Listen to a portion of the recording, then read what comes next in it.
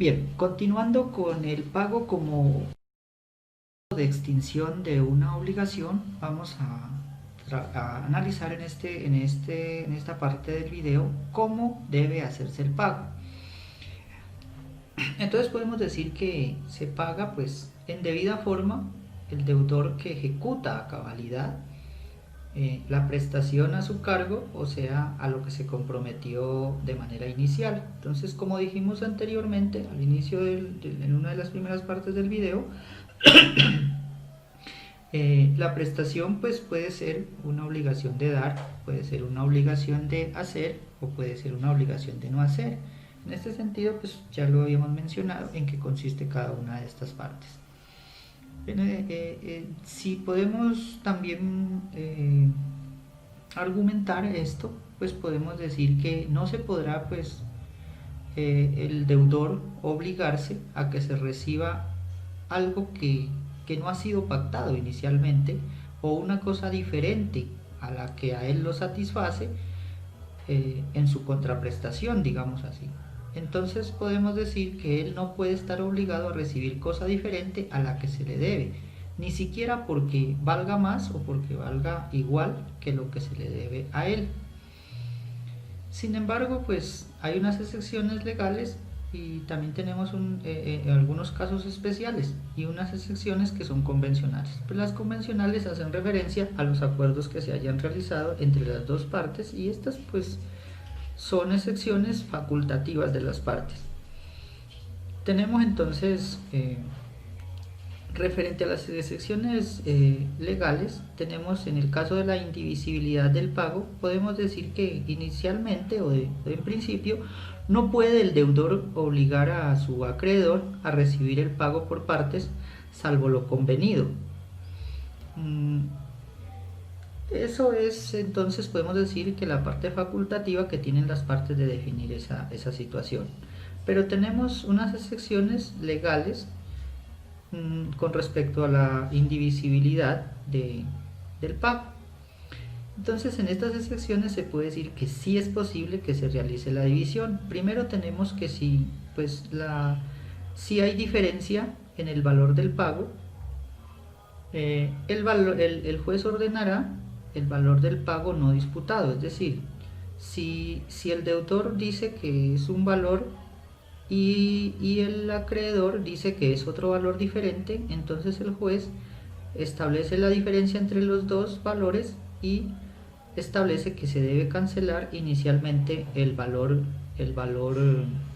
que no está disputado ahí, que no está siendo parte de la discusión. Y el resto pues se pagará en el momento que se defina dicha situación, entonces allí se está dando la división de ese pago. En segundo lugar tenemos el caso de la compensación. Entonces podemos decir que en este caso el acreedor del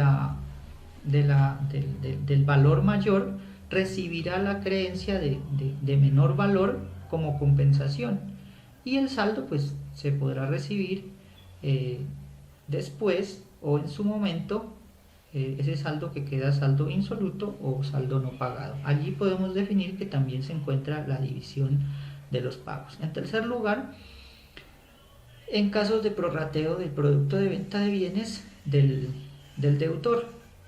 Esto es cuando dos o más deudores están frente a dos o más acreedores están frente a un deudor, en este caso un comerciante que se encuentra en quiebra, entonces al vender los productos se irán repartiendo entre los acreedores a los cuales les corresponde.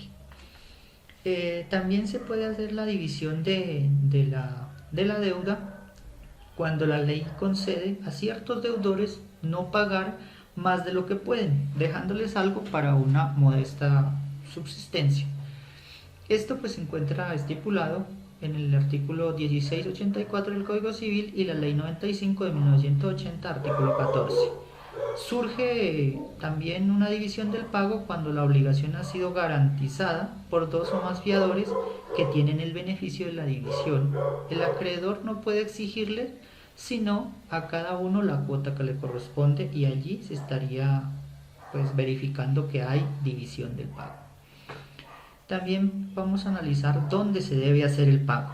En este sentido podemos decir que el pago pues inicialmente se debe hacer donde se realizó la convención, es decir, donde se convino inicialmente por parte de los dos contratantes, donde se acordó hacer ese pago. Pero si ese pago no se definió, el lugar, no se definió el sitio donde se va a realizar, entonces pues se aplica lo estipulado en el artículo 1646 y 1647 del Código Civil, que dice lo siguiente. Entonces dice que si se trata de cuerpo cierto, el pago se realizará en el lugar donde está ese cuerpo cierto en el momento en que se constituyó la obligación. Y si se trata de otra cosa que no es un cuerpo cierto, entonces el pago se hará en el domicilio del deudor o del demandado, pues si se ha llegado a la demanda. También tenemos cuándo debe hacerse el pago. Entonces tenemos que el pago debe hacerse de manera oportuna, haciendo pues referencia al tiempo, según la naturaleza de la obligación. Tenemos entonces que si es una obligación pura y simple, pues se paga una vez nace. Y si es condicional, pues al realizarse el hecho futuro condicionante al pago. Si es a plazos, pues al llegar el día del pago o al momento que se ha pactado o al realizarse el hecho. Si en estos casos la obligación es si en estos casos que decimos que la obligación es exigible no se paga, pues se está incurriendo en un retardo o en un retraso que expone pues a la ejecución coactiva en contra del deudor, que lo convierte también en mora y que genera un pago de perjuicios al acreedor. Tenemos por último la imputación del pago. Esta imputación consiste en la aplicación de determinado pago a una obligación en concreto para su acreedor. Es decir, que se debe definir el pago de una prestación para decir a qué acreencia corresponde ese pago. Por ejemplo, cuando existen dos o más acreencias a favor del mismo acreedor, pues que son de dinero, se debe precisar a cuál de las dos obligaciones se imputa el pago realizado para declararla total o parcialmente satisfecha en este caso. Muchas gracias.